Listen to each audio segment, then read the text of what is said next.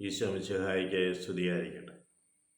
ഈശോ മിശിഹായിൽ സ്നേഹിക്കപ്പെടുന്ന മാതാപിതാക്കളെ, സഹോദരങ്ങളെ, പ്രഭാതത്തിൽ ദൈവത്തിൻ്റെ അനന്തമായ സ്നേഹവും കൃപയും കാരുണ്യവും ഐക്യവും അതുപോലെ തന്നെ സൗഖ്യവും നമ്മുടെ ജീവിതത്തിൽ വന്ന് നിറയട്ടെ എന്ന് പ്രാർത്ഥിക്കുന്നു. വിശുദ്ധ ബലി അർപ്പണ സമയത്ത് നമ്മൾ കാഴ്ചകളുമായിട്ടുമാണ് ദൈവസ്ഥാനത്തിൽ പ്രവേശിക്കുക. ഏറ്റവും വലിയ കാഴ്ച നീ തന്നെയാണ്. നിന്നെ വിശദീകരിക്കുവാൻ വേണ്ടി ദൈവത്തിൻ്റെ വാക്ക് കേട്ട് ദൈവസന്നിധിയിൽ നീ വന്നു ചേരുക. കുർബാനയിൽ കുർബാന പുസ്തകങ്ങൾ നോക്കി പ്രാർത്ഥിക്കുന്നതാണ് നല്ലത് എന്ന് ഇന്നലെ ഞാൻ പറയുകയുണ്ടായി. അതുപോലെ തന്നെ കുർബാനയിൽ ഒരു ക്രമമുണ്ട്. നിൽക്കുവാനും ഇരിക്കുവാനും സ്വർഗസ്വനായ പിതാവേ എന്ന് പ്രാർത്ഥന ചെല്ലുമ്പോൾ കരങ്ങൾ ഉയർത്തുവാനും പുരോഹിതൻ ആശീർവദിക്കുമ്പോൾ ആശീർവാദം കുരിശടയാളത്തിൽ നമ്മൾ കുരിശ് വരച്ച് അല്ലെങ്കിൽ പിതാവിനും പുത്രനും പരിശുദ്ധാത്മാവിനും എന്ന് പറഞ്ഞ് ആ ആശീർവാദം സ്വീകരിക്കുകയും അപ്പോൾ ഓരോ ക്രമങ്ങൾ നമുക്ക് നൽകിയിട്ടുണ്ട്. ആ ക്രമത്തിൽ ഉപരിയായിട്ട് നമ്മുടേതായ ഒരു ക്രമം അത് കൊണ്ടുവരാതിരിക്കാൻ പ്രത്യേകം ശ്രദ്ധിക്കണം. മറ്റുള്ളവർക്ക് അതൊരു ഉതപ്പിന് മാതൃകയാവും.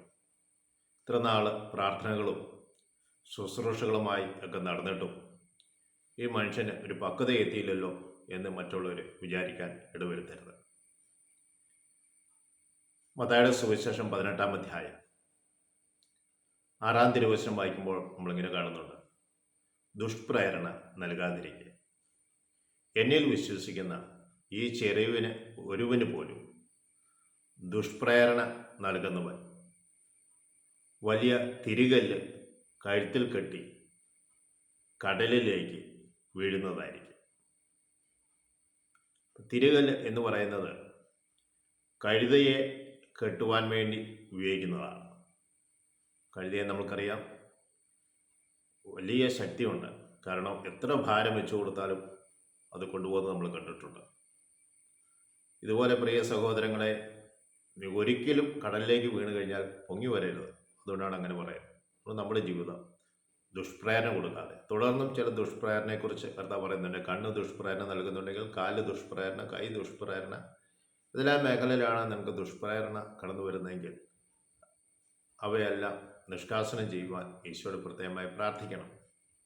ചിലർ പറയാറുണ്ട്, ഞാൻ അറിയാതെ എൻ്റെ കൈ പൊങ്ങിപ്പോകുന്നതാണ്, ഞാൻ അറിയാതെ ഇങ്ങനെ സംഭവിക്കുന്നതാണ്. അവർക്ക് പരിശുദ്ധാത്മാവ് കോലാഹലത്തിൻ്റെ ഒരു ആത്മാവല്ല, അത് സംയമനത്തിൻ്റെ ശാന്തതയുടെ ആത്മാവാണ്. അത് നമ്മൾ അറിയാതെ വരുന്നത് ഒരു കാര്യം ഉണ്ടാകില്ല. കാരണം ദൈവത്തിൻ്റെ ആത്മാവ് തൻ്റെ ആത്മാവിന് വിധേയപ്പെട്ടാണ് നിൽക്കുക. നമ്മൾ കര ഉയർത്തണ്ട എന്ന് ചിന്തിച്ചാൽ കര ഉയർത്താൻ നമുക്ക് പറ്റില്ല. ചില കൈ പിരിക്കുകയും കണ്ണ് പിരിക്കുകയും മുകളിലേക്ക് നോക്കുകയും പെടൽ പിരിക്കുകയും ഒക്കെ ചെയ്യുന്നത് കണ്ടിട്ടുണ്ട്. പ്രിയ സഹോദരങ്ങളെ, പക്വതയിലേക്ക് നമ്മൾ വളരേണ്ടിയിരിക്കുന്നു.